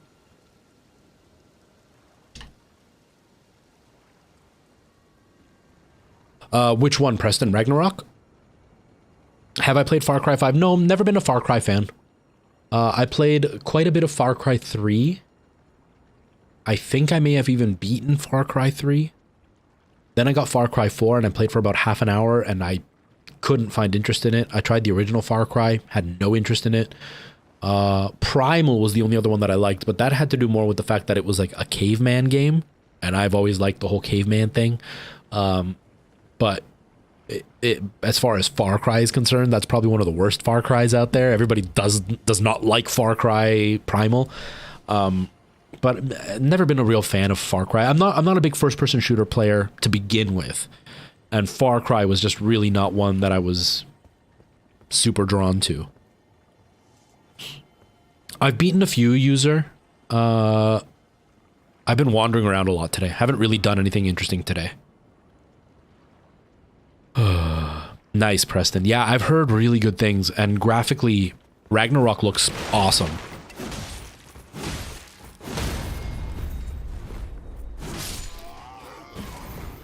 I'm cornered. I'm cornered. Get me out of here.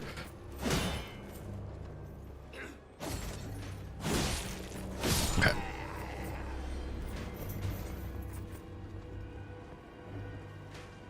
Yeah, we win. It's the same for me. Because I didn't beat the first one, I don't feel the urge that I need to play Ragnarok. But I definitely want to eventually. And I want to beat the first one first. I don't have the PlayStation accessible to me right now. It's in the other living room, and I don't go over there because I'm allergic to the dog, and the dog has rain on the couch, so I have nowhere to sit over there. So I just don't go to the other living room. So I don't play my PlayStation at all. So I haven't been able to play God of War at all, and I want to know what the story is before I get into Ragnarok. Once I do that, then I'll play Ragnarok. It's kind of like Horizon Zero Dawn. I bought that. I played it. I really liked it. Got distracted. Never finished it. I bought it now on PC because it was really cheap the one day. But I'm still in the process of beating Days Gone. Once I'm done Days Gone, I'm going to play Horizon Zero Dawn. Once I beat that, then I want to get Forbidden West and the VR one eventually. Quinn, thanks for the ice cream cones. I hope you're doing well. Wrong camera. I hope you're doing well. Thank you so much, man. Hope life is treating you well. Have I played Zelda? I actually used to almost exclusively stream Nintendo stuff. My original schedule for the first year of my stream, almost 2 years of my stream, was Mario Maker, Zelda, Mario Kart, and then retro stuff. And so I always played Zelda. I did all of the Zelda games on stream, mainline Zelda games, a couple of the handheld Zelda games, and then I went back and did 3 heart challenges on almost all of the Zelda games, which meant that I didn't pick up any heart pieces and only played with the 3 hearts. And the one time I was so mad because I had accidentally, you know, like when you would find hidden treasure chests and stuff, I accidentally found 3 heart pieces, and when you, or heart containers, and when you find the 4th, you get the heart piece, and then you get an extra heart. And I had found 3, and so I was doing everything I could. I was avoiding all the extra treasure chests that I knew I didn't need and all that. And then I beat, I don't remember what the boss's name is on Zelda Zelda Ocarina of Time. It was the water one from the water temple, and the camera. I beat the boss, and then they did the whole thing where like it shows you the Zora princess, whatever her name is, and she showed up, and then she went and disappeared, and then the teleporter was there, and the camera changed in an angle, and I moved forward to walk into the portal, and the heart container was right in front of me, and I picked up the heart piece, and so then I had to go back and start again from where I had last saved, which was not that temple, but the temple before. So I had to do all that work again. I was so mad. I was so mad because I didn't save, and that stupid water temple. Oh, it was the worst. It was the worst.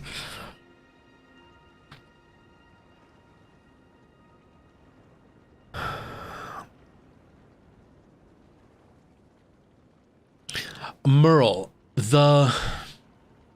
so if you play Resident Evil 7 and 8, those stories are much more connected. It's helpful to play the other games because then you'll understand more who Chris is, and you'll understand what Umbrella is. But outside of that, it's not as important. 7's story is very, very much just its own thing. It references the other Resident Evils, but it's very much like, oh, that's the company from those games. And they did horrible things there, and they're still doing them now. Like, that's pretty much it. And 8 does reference 7 more because it's the same lead character, and there's a lot of connected stuff going on. But you're not going to miss out too much if you haven't played the other ones. And the story is just, none of it makes sense. So it's not really like you're going to play the other games and then be like, I know everything that's going on. You'd still be just as confused anyway, so I wouldn't be too worried about it.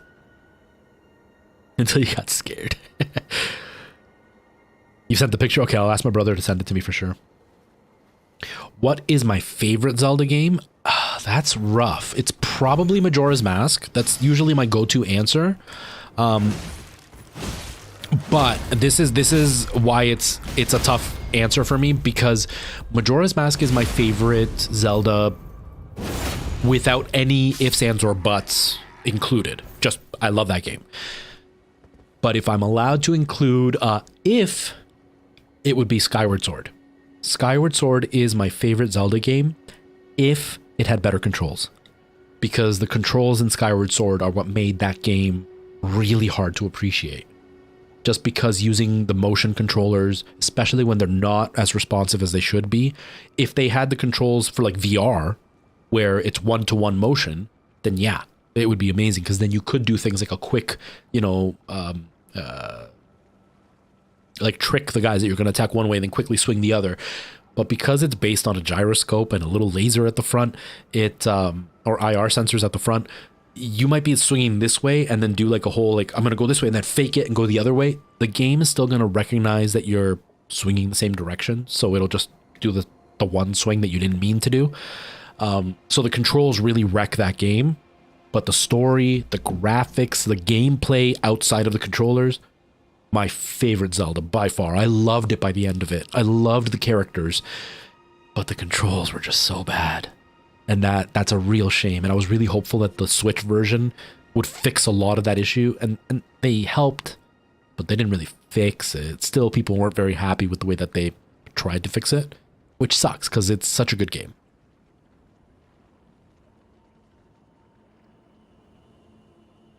Breath of the Wild wins? No, that's a bad answer. Breath of the Wild is a good game, but you can literally go from the beginning to the end without talking to anybody or doing anything, and there's no story needed, which in turn makes it a bad Zelda game. It's a good game. It's a bad Zelda game, because this is the example I always use for people.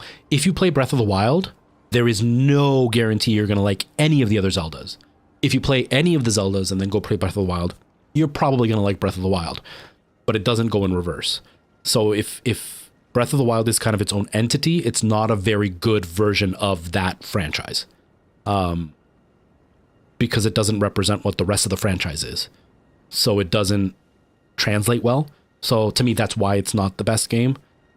Is it a good game? Absolutely. Is it a fun game? Absolutely.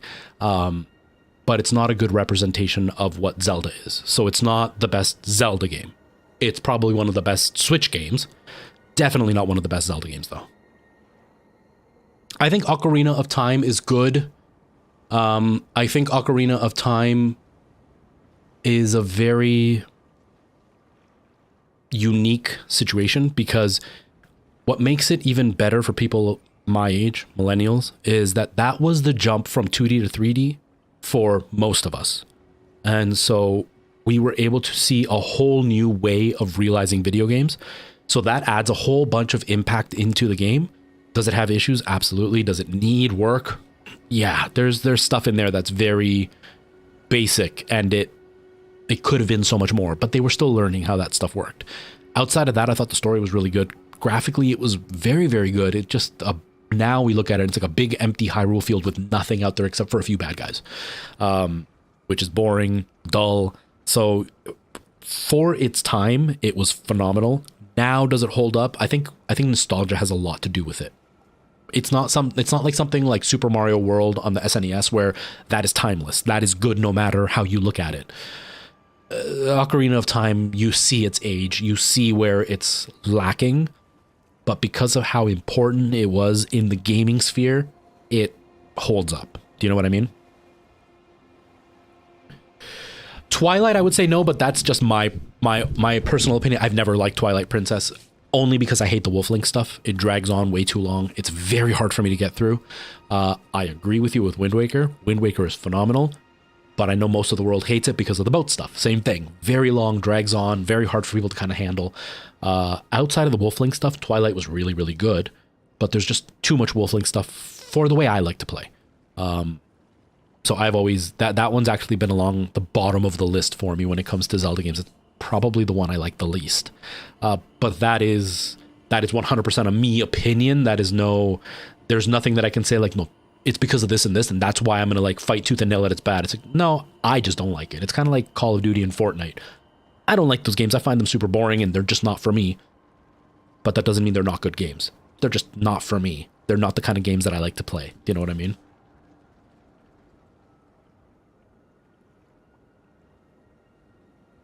Yeah, it's a outside. If they got rid of all the Wolf-Link stuff, I think Twilight Princess was a very good game. It was a very emotional story. It was very touching.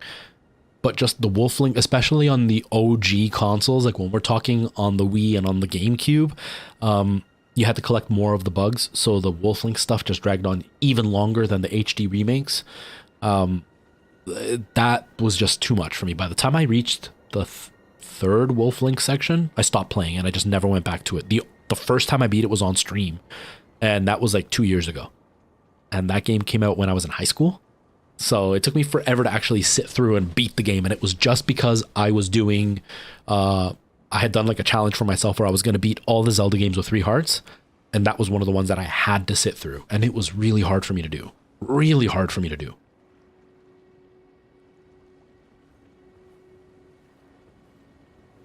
Yeah, Preston, Wind Waker is amazing. I think it's great. The boat stuff is definitely hard for a lot of people. And then like at the end where you're collecting all those shards or whatever it was, in the original versions, it went on forever. So I get why people didn't like it. Mind you, I played through it when I was really, really, really sick. So I was home and I had a lot of time to burn. So I was able to get through it without a problem. I did get stuck on one of the pieces. And I had to like find a magazine or something to figure out what to do.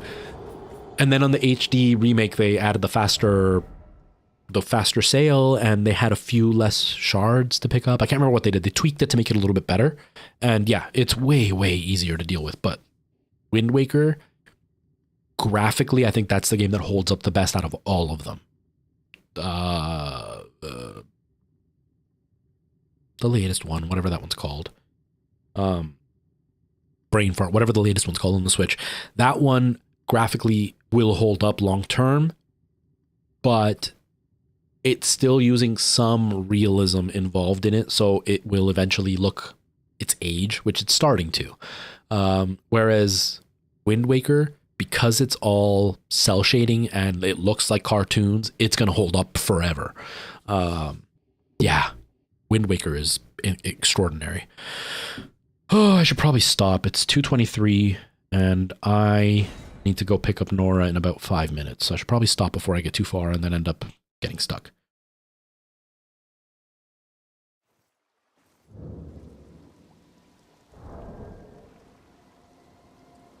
No, it did, but I meant it's the first 2D to 3D for Zelda. That's what I meant. It's for Zelda. That's on me. I didn't word my thought properly. But yeah, no, Mario 64 came out before that, and even before that there were other 3D games. But Mario 64 was the first to show us that 3D games could be really fun and really well thought out and have very good controls. Ocarina of Time took that and then showed us that they could tell us a good story and build a world along the gameplay, along with the gameplay. Whereas Mario was like, here's the gameplay and it's a bunch of scattered levels with no real story outside of save the princess. Zelda was like, okay, let's take all that and now let's give you a story that you're actually going to invest in, and do it well. But yeah, Ocarina of Time was definitely the first Zelda that showed us the 3D world and how we could feel that the world was alive. But it definitely has its weak points. Like I said, you walk through Hyrule and there's just nobody around. There's a couple of bad guys, but that's it. Or the one guy, no, that was Ocarina of Time, right? That the mailman running around, or was that Majora's Mask? I can't remember anymore. But yeah, it was revolutionary in that sense. Just like Mario was revolutionary for giving Mario a voice. Even though there were other games with voices for years and years before that, and it was pretty common knowledge because of things like the Saturn and stuff, having the N64 have such clear voices and give Mario a voice, and he made noises as he attacked and stuff, that changed a lot of gaming. My mind was blown the first time I heard the "It's a me, Mario." Okay, it was Majora's Mask with the thing, yeah. But yeah, it was very cutting edge stuff. So I think nostalgia has a lot to do with Ocarina of Time. I still think it's good. I still think it's a fun game, and I've replayed that game more times than I can count. And I think it holds up overall. It's just, it shows its age now. You know, now you wouldn't see a field that's completely empty. You would have NPCs to talk to, or you would have like random events happening on the field. Whereas back then it was just a big empty field with a couple of bad guys, and at night you would have some skeletons spawn around you.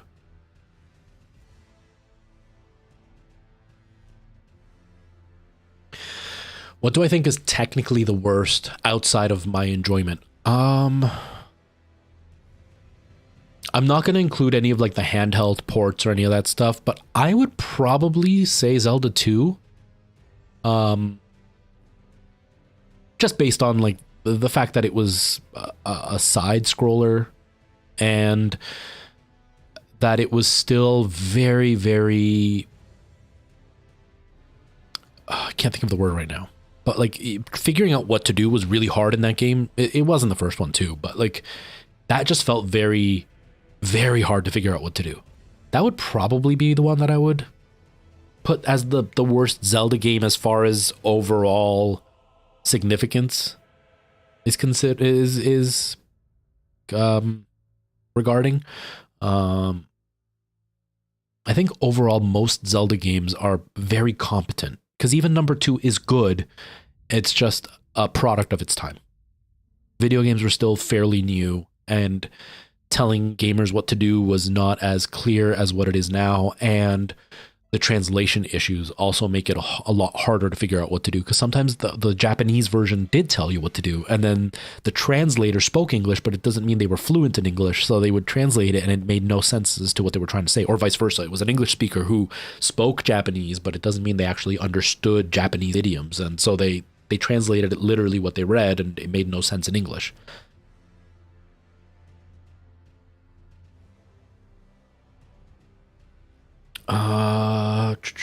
Adventure of Link. I don't even remember that game. No, that was number 2, right? Majora's Mask, I think that's a very divisive game for sure. For sure, it's a divisive game. And if you played the OG version versus like the 3DS version, the OG version is a lot less likable than the 3DS version. It had less player friendliness with like the save files and the items and all that kind of stuff. I'm gonna stop in just a minute, so I'm gonna switch windows just to make sure I say my goodbyes. What I liked about Majora's Mask is just that it was dark, and that it was much more emotional story-wise. It wasn't just like you're saving the world. It was just like there's a lot of people with a lot of issues in this world, and yeah, you're trying to save the world, but you're trying to save it due to like a deeper reason than just I want to take over, you know? Whereas like Ganon's like, I want all the ultimate power, the stereotypical bad guy. Majora's Mask was very much a child who had been bullied his whole life and was weak and vulnerable, and Majora's Mask fed on that and let it fester and made the Mask Boy evil, even though the Mask Boy was not evil. Whereas like Ganon's just a bad guy. That was just a lot deeper. And then you have people who are devastated because they know the world is going to end and they don't know what to do about it, and like the world around them is falling apart, and that to me is what made that game worthwhile. The save mechanic is definitely rough. It's so hard to use, and like the mask mechanic, I think it was good. I just wish there would have been more to it than there was. But at the time, limitations, right? But I think that's where Majora's Mask shines. The gameplay and the mechanics is where it falls flat. But the world, even though it was a large world, it felt smaller than Ocarina of Time. But the storyline was much deeper than Ocarina of Time, so that's where that one shines for me. You know what I mean?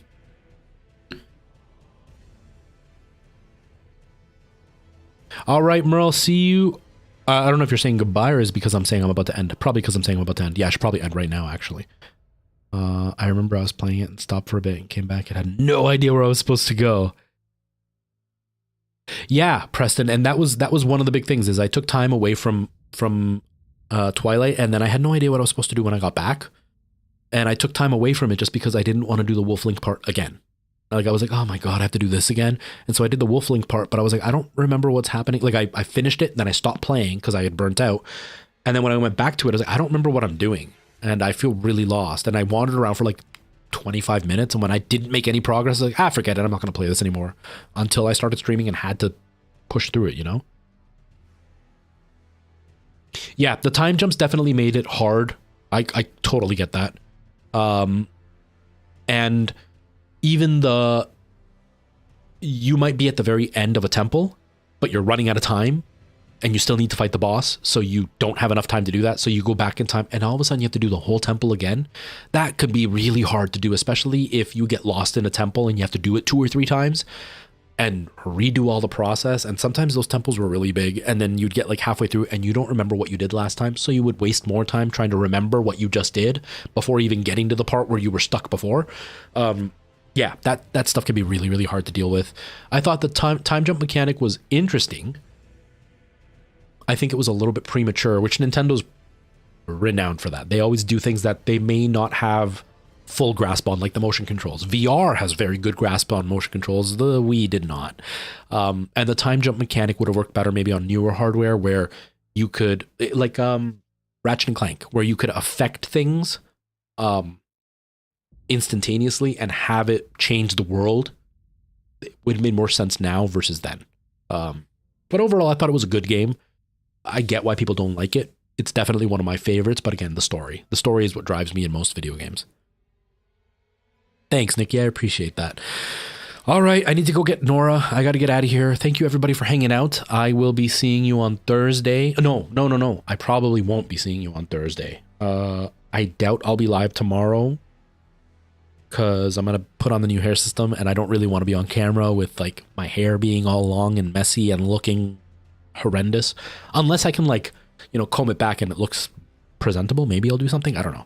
I also kind of just want to play VR and not really have to worry about streaming. But I will be back on Friday and we'll continue with some more Elden Ring on Friday. And yeah, that's kind of the plan for now. But yeah, everybody, thank you so much for hanging out. Thank you all for being with me and spending time with me. I will see you all in a few days. For those who are just kind of popping in and don't really know, I am going to Toronto on Thursday, so no stream Thursday. And I don't normally stream Fridays, so I won't be here tomorrow. But yeah, thank you everybody. Or not Friday, I don't normally stream Wednesday, so I won't be here tomorrow. But yeah, thank you everybody for everything. I love you all. Have yourselves a really good day, and I will see you in a couple of days. All right, everybody.